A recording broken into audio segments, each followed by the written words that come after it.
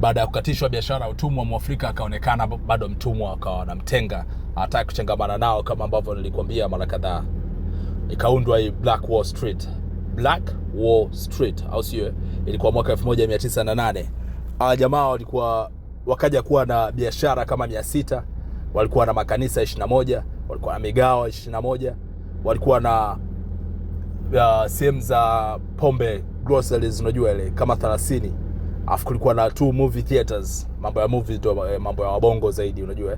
Kulikuwa na private planes kama 6, au sio?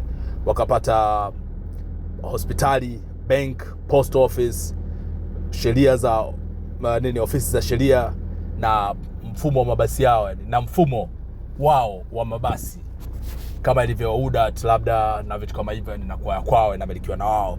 Mzungu akaona huyu mpuzi huyu, tukimwachia dama huyu atupigia kanzu huyu. Kwa sasa subiri.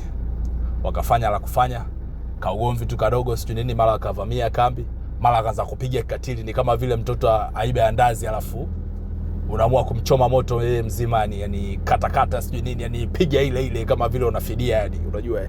Kwa jamaa waliteketeza ile ngome la washikaji lote, likashuka chini lote. Umeshafikiria kama wangeachwa kama walivyokuwa sasa hivi, tungekuwa wapi watu weusi? Marekani isinge sound chochote kwetu. Mbongo mtu mweusi ndo angekuwa anaongea zaidi kila sehemu. 1921 mambo yakawa yameisha. Sasa 1908 hadi 1921, hii ni miaka mingapi watu washafanya mabadiliko kama Mbongo? Achana naye mwanangu, chana naye.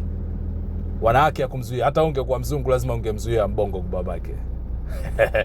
Hawezi kuyazuia maji.